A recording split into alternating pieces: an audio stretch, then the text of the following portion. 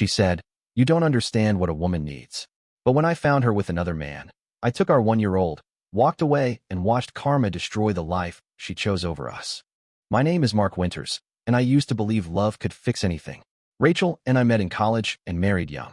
For a while, we were like a movie couple, easy laughs, drives, plans. When our son Caleb was born a year ago, holding him felt like everything had meaning. I was 34. After Caleb arrived, things between Rachel and me began to shift. She wasn't cold, just distant. She started spending long afternoons out, saying she needed time to herself. I wanted to be supportive. I took midnight bottles and diaper runs. I took time off when she asked for space. I tried to listen more. Still, smiles grew rare, and our talks shrank into short, awkward moments. One night, she didn't come home until almost midnight. I called several times. No answer. When she finally arrived, she smelled of a perfume I didn't recognize and her lipstick was smudged. Her hair was loose and untidy. I kept my voice low and asked where she'd been. She looked at me and said, "You don't understand what a woman needs." That line landed heavy. It wasn't an explanation, only distance. I stayed quiet because Caleb's monitor was crackling on the counter. The tiny rise and fall of his chest felt louder than any argument. A few days later, I went home at noon because I'd forgotten my phone. Her car wasn't in the driveway. Inside, laughter came from upstairs. I climbed the steps steadily. Through the cracked bedroom door, I saw Rachel with a man I didn't know. He scrambled for his shirt and left without a word. Rachel stood frozen for a moment, then looked at me. Her face held something like resignation. She told me I didn't satisfy her and called me predictable. She said a family didn't fix what she needed. The words cut through the room. I wanted to react, to shout, to throw things. Instead, I heard a small sound from the nursery. Caleb was awake, a soft, puzzled noise. I walked to his room, picked him up, and held him close. He smelled of milk and baby lotion, warm and real. Holding him was all that mattered. That night, Rachel packed a bag and left. She moved like someone who had already decided. I didn't stop her. I didn't try to change her mind. The house felt fragile, and I was careful with the pieces that remained. I sat on the stairs with Caleb on my shoulder, thinking about the life that had been and the one taking shape. Days turned into a new routine. Rachel was gone most nights. When she came by, it was brief and distracted. I became both parents, meals, naps, doctor visits, late nights. There was no fanfare, only small victories like a toothless smile or a sleepy yawn. Work let me take extra time away, but the exhaustion was honest. Still, the focus was clear, care and presence. With every missed dinner and short visit, I understood she had stepped away from more than our house. She had stepped away from us. That thought forced me to change. I stopped trying to rescue a marriage that felt beyond repair and began shaping a life that kept Caleb safe and loved. I learned how to fold tiny clothes, soothe fevers, and found a patience I didn't know I had. The house felt different now, not empty, but rearranged. The rooms kept the echoes of ordinary days, an extra bib on the counter, a stroller by the door, a small handprint on a windowsill. I didn't know what tomorrow would bring, only that I would be here for the boy asleep against my chest. He was the part of our past I wanted to protect, and the future I was willing to build. Through that half-open bedroom door, Rachel wasn't my wife anymore, just a stranger doing something she'd already justified to herself. The man she was with ran out fast, saying nothing. She stood there, half-dressed, eyes darting everywhere but mine. The air felt heavy, like time slowed down for both of us. I remember my own voice sounding calm, almost quiet. "Why?" I said. She crossed her arms, looking more annoyed than guilty. "Because you don't satisfy me, Mark. You're dull, predictable. You don't get what a woman needs." I laughed once, not from humor, more disbelief. "Not satisfied with you? You said love mattered more than anything. What about Caleb?" She looked away. "We had him because I thought a family might fix us. It didn't." That sentence sat between us like broken glass. I didn't try to pick it up. I just looked at her. This woman I used to think was my forever, and felt something close inside me. Not anger, just finality. Then from the nursery, I heard Caleb stir. That soft, familiar sound snapped me back. I walked away, leaving her in the doorway, and picked him up. He pressed his cheek against my neck and sighed in his sleep. For a second, the world shrank down to just that, the small, steady rhythm of his breathing. When I turned around again, Rachel was gone. Her car engine started outside, faded down the street, and the silence she left behind felt different this time. Permanent. The next morning, I found a note on the kitchen counter. "I need time to figure out what I want. Please don't call." There was no signature. She didn't have to sign it. That night, I fed Caleb mashed bananas and talked to him softly, even though he couldn't understand. I told him we'd be okay. I didn't believe it yet, but I wanted him to hear it anyway. The days that followed were a blur of baby bottles, laundry, and long hours of quiet. Rachel texted a few times about checking in, but when she did come by, she stayed for maybe an hour, half on her phone, barely touching Caleb. She said she was busy, though she never explained with what. At first, I still hoped she'd come back. I told myself she was confused or scared of being a mother. But the truth was harder. She had simply chosen something else. Maybe someone else. I stopped calling. I stopped waiting. I started to live around her absence. Early mornings with cartoons playing in the background, grocery trips with Caleb strapped in the cart, long walks where I talked to him about the sky and the trees just so he'd hear my voice. One night, after putting him to bed, I sat on the couch, staring at the empty spot beside me. It used to be hers. Now it was just part of the room. That's when it hit me. Rachel wasn't just missing from our lives. She'd erased herself from who she used to be. And for the first time since everything fell apart, I wasn't angry. I was just done. I realized that the woman I once loved existed only in memory. The version of her that laughed in the kitchen, that danced with me barefoot to old songs, that cried when Caleb was born. The one in my mind was gone, and the one still walking around out there wasn't coming back. That night, I stood over Caleb's crib, watching him sleep, and I promised him quietly, "You'll never feel like you were the reason she left." And in that moment, I stopped being a husband waiting for someone to return, and became a father, learning how to stay. After that night, something inside me shifted. The waiting stopped. The maybe she'll realize thoughts stopped. I wasn't a man holding on to hope anymore. I was a father trying to build stability from what was left. Rachel's visits grew even fewer. When she did show up, she'd bring toys still in the box or take pictures with Caleb for social media. She'd post things like, "Cherish every moment with your little one," while barely spending 5 minutes with him. I used to argue. I'd tell her he needed more than staged affection, that showing up mattered more than showing off. But eventually, I stopped saying anything. Silence told her everything I couldn't. Weeks turned into months. Caleb grew, his first steps, his first words, and she missed it all. The first time he said "Dada," I remember sitting there on the floor, laughing and crying at the same time. It wasn't about proving anything. It was about realizing I was enough. Then, one night, my phone buzzed. Her name flashed across the screen. I hesitated before answering. "Mark, we need to talk," she said. Her voice sounded softer, but not familiar. She came over an hour later. Designer jacket, heavy perfume, and something in her eyes I couldn't read. She sat down on the couch like it was still her place. "I'm not happy," she said, staring at the floor. Things didn't work out with him. I stayed quiet. I wasn't sure if she wanted sympathy or space to rehearse her regrets. She went on, "I want to come home. For Caleb. He needs his mother."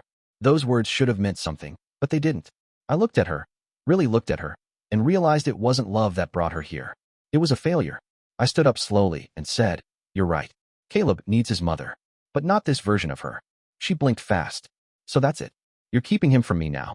I shook my head. "No. You left. You made your choice. You can visit whenever you want. But I'm not letting you come and go whenever you feel lonely. He deserves better than that." Her calm cracked. She stood up, angry now. "You can't take my child away from me." "You walked away," I said quietly. "I'm just staying." She grabbed her bag and slammed the door behind her. I sat down beside Caleb's toys, listening to the silence settle again. 2 weeks later, I got an envelope in the mail, legal documents. She was filing for custody. For a few minutes, I just sat there, holding those papers. I wasn't surprised, just tired. She'd always been someone who needed control, and when she lost it, she tried to take it back in the loudest way possible.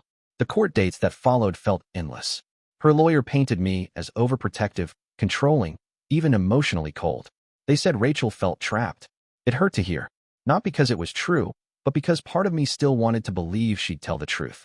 My lawyer kept saying, "Stay calm, Mark. Family court cares about stability." And I did.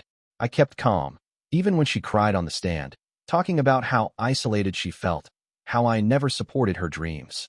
It was a performance, one I'd seen before, just now with an audience. Then came the day her ex was called to testify. He didn't want to be there, but he showed up. When asked how long their relationship had lasted, he hesitated, then said the words that changed everything. "Before Caleb was born." The courtroom fell silent. Rachel looked down, her face pale. The judge watched her closely. I didn't smile. I didn't move. I just stared at the table, realizing I wasn't angry anymore. Just sad. Sad for her, for me, and for the little boy who would one day hear this story in pieces. When the hearing ended, the judge granted full custody. Rachel got supervised visitation twice a month. As we stood up, she looked at me, not furious, not bitter, just hollow, like she finally understood what she'd thrown away. Months later, I'd remember that look more than anything else. It wasn't revenge. It was a realization. Months after the court's decision, life slowly found its rhythm again. The mornings were quieter but steadier. I'd wake up to Caleb babbling in his crib, sunlight slipping through the blinds. Breakfasts were messy, tiny hands grabbing cereal, milk everywhere, but they felt honest, real. I started working from home more, arranging my days around daycare runs and bedtime routines. It wasn't easy, but it gave me purpose. Every laugh, every new word, every clumsy step made the exhaustion worth it. Rachel called sometimes, though less and less. Her supervised visits were short, an hour at most. She'd bring gifts, small things that didn't fit our lives anymore. She never stayed long enough for him to stop being shy. The last time she came, Caleb hid behind my leg. She smiled through it, but I saw something flicker behind her eyes, something like regret. Late at night, after putting him to bed, I'd think about how everything used to be. I'd replay our old life in my head. The road trips, the laughter, the quiet talks after long days. It wasn't nostalgia exactly. It was more like revisiting a place you no longer belong. I realized I hadn't lost Rachel. I'd lost the idea of her, the version I built in my mind. The one who laughed at my bad jokes and cried during movies. The one who promised we'd always choose each other first. The woman who stood in that courtroom wasn't her anymore. Maybe she never was. Still, I didn't hate her. Hate would have been easy. But when you have a child who looks like both of you, hate starts to look pointless. Sometimes I'd catch Caleb doing something small, a grin, a tilt of the head, and it reminded me of her. Not the broken version, but the one before everything cracked. And even then, I didn't feel bitterness. I just felt a quiet acceptance. One evening, after I'd finished cleaning up, I sat on the porch watching the streetlights blink on. The world was calm in a way it hadn't been in years. For the first time, I wasn't waiting for her to show up or apologize or fix things. I wasn't even waiting for peace. I already had it. But peace has a way of being interrupted. It was a Sunday when I got a message from Rachel's sister, Lauren. Her text was short. "Mark, you should know Rachel's not doing well." I stared at the screen for a long time before replying. Lauren told me Rachel had lost her job, was drinking, and had been struggling with depression. She said Rachel wanted to see Caleb, not for social media, not to win him back, just to see him. I didn't respond right away. I spent days thinking about it, wondering if I was ready, if was ready. Eventually, I said yes. When she came over, it was nothing like before. No makeup, no perfume, no forced smile. Just a tired face that looked older than it should have. When she saw Caleb toddle into the room, she froze for a second, then dropped to her knees and hugged him. He didn't recognize her fully, but he hugged her back anyway. Kids have a way of forgiving without words. Rachel cried quietly, whispering his name. Then she looked up at me and said, "You're doing a good job, Mark. Better than I ever could." I didn't say anything. There wasn't much left to say. Before she left, she stood by the door and said softly, "I thought freedom was what I needed. Turns out, I was running from the only people who really loved me." She walked out, closing the door gently behind her. After that day, months passed without a call or message. No drama, no shouting, just absence. Lauren sent pictures now and then, Rachel in rehab programs, group meetings, slowly trying to put her life back together. And one night, as I tucked Caleb into bed, he looked at me and asked, "Daddy, why don't I see Mommy anymore?" I sat down beside him and said, "Because sometimes people lose themselves, buddy. But she still loves you, even if she can't be here right now." He smiled sleepily and whispered, "Then I'll love her anyway." I sat there for a long time, watching him drift off, and thought, love doesn't always survive, but compassion can. Rachel's choices broke our family, but they also forced me to become the father my son deserves. And maybe that's how karma really works. Not by punishing someone, but by teaching you who you're meant to be. A few years passed after that last visit, and life slowly turned into something steady, almost peaceful. Caleb was in preschool now, full of energy and endless curiosity. Every day brought something new: scraped knees, art projects, stories about imaginary dinosaurs. Our home, once filled with tension and silence, now echoed with his laughter. It wasn't perfect, but it was ours. I learned how to be both parent and friend. I packed lunches, fixed toys, and stayed up late helping him build blanket forts. There were nights I sat by his bed long after he fell asleep, just watching him breathe, reminders that love could still grow out of something broken. I hadn't heard from Rachel in nearly 2 years. Her sister, Lauren, occasionally sent short updates. Rachel was still in rehab, working part-time somewhere quiet, staying sober. She wasn't the same person anymore. Neither was I. Then, one day, I got a handwritten letter in the mail. The return address was unfamiliar, but the handwriting wasn't. It was from Rachel. She wrote, "Mark, I don't expect forgiveness, and I don't want to reopen old wounds. I just wanted to thank you for not turning Caleb against me, for protecting him from the version of me that would have only hurt him. I've spent a lot of time facing things I used to run from. Every bad choice, every selfish decision, every lie I told myself. I used to think love was something that would save me, but I understand now it's something you choose to keep alive. I hope one day, if he asks about me, you'll tell him the truth, not the pain, just the lesson. Tell him his mother finally learned what real love looks like, because she saw it in the way his father raised him." I sat there with that letter for a long time. The words weren't dramatic or begging, just honest. It felt like a full stop at the end of a long, messy sentence. A few weeks later, Lauren called. Rachel had moved out of state to continue treatment and start fresh. I didn't ask where. I didn't need to know. Some stories don't need an epilogue, they just need peace. Years went by. Caleb grew too fast sometimes. He was 8 when he asked again about his mother, his voice calm, not sad. I told him, "She loved you, and she tried her best. Sometimes people get lost, but that doesn't mean they stop caring." He nodded, thinking, "Can I write her a letter?" I smiled. Of course. He spent all afternoon working on it, his handwriting big and uneven. The letter was short. "Hi, Mom. I hope you're happy now. Dad says you love me. I love you too. Maybe one day we can all eat pancakes together. Love, Caleb." I never knew if that letter reached her, but maybe it didn't matter. Maybe the act of writing it was enough a bridge across all the years, all the mistakes. One night, much later, after Caleb fell asleep, I sat on the porch again, same house, same quiet street. I thought about the journey that had started with heartbreak and ended in something softer. Rachel's betrayal used to feel like the worst thing that ever happened to me. But now, it felt like the thing that forced me to rebuild, to grow into the kind of man and father I was meant to be. Some nights, when the air is still and the world is quiet, I think about her not with anger or regret, but gratitude. Because even though she broke the home we built, she also taught me what it means to rebuild one from love, not dependency. And maybe that's what life is, not about avoiding pain, but learning how to carry it without letting it define you. So when people ask if I changed the past, I always say no. Because every mistake, every lonely night, every tear, they all led me here. To peace. To Caleb. To understanding that sometimes the greatest revenge is healing. I appreciate you watching till the end.